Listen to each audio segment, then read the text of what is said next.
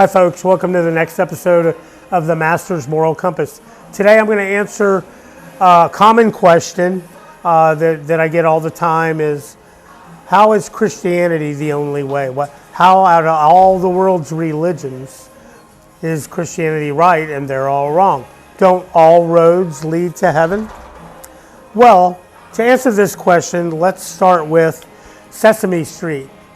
If you're young and when you were a young kid and you watched Sesame Street, they used to do a song called One Thing Is Not Like the Other. There's one thing that's not like the other, and they have a couple, 3 or 4 things that are similar and one thing that's different.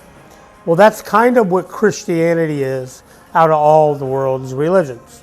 For example, Jesus claimed to be God, and he proved his claim by having the power to lay down his life and take it up again. Confucius didn't do that. Krishna didn't do that. Buddha didn't do that. In fact, the Buddha was agnostic. Okay. Christ's credentials is seen in the resurrection. Secondly, none of them claim to be God. In fact, Allah said he is a man who sins. Not Allah, but I'm sorry. Muhammad said he is a man who sins. Jesus lived the perfect life. He had power over nature. He had power over sickness.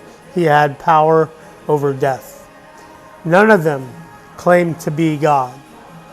Okay. Jesus is the only one who claimed to be God. Jesus is the only one who said that his way is the only way to heaven. Is that arrogant for Jesus to say that? Well, no, it was out of love. God chased you down. God made a way through our sin to become flesh, to suffer and die for you.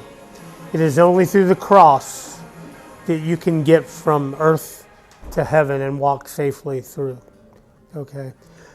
Thirdly, all world religions are works-based. Krishna, you have to live many lives again. You have to be reincarnated until you get it right. In Islam, the Muslims believe that your good deeds have to outweigh your bad deeds. I once heard of a Muslim man who became a Christian, and he said he used to walk from one side of town and pass all the mosques to the far side of town so that he may count his steps, so that it would be more of a blessing to him that he walked farther. What a hard way to live, to feel that you have to work your way into heaven. The Buddha was agnostic. So there is no works there. You have to become one with the divine universe. Well, look, this is works. Okay, in Christianity, reaches down from heaven. The work is already done. There's nothing you can do to work your way into heaven. You know, our righteousness is as filthy rags. God's standards are so high. That's why when Jesus said, if you think it in your heart, if you look upon a woman with lust, you've committed adultery in your heart. If you hate your brother, you've committed murder. God's standards are so high that we can't fulfill them. Why? Because he is holy and we are unholy. It is like two magnets, two opposite ends of polar positive, negative. They repel each other. Sin can't enter into heaven. There's nothing you can do to enter.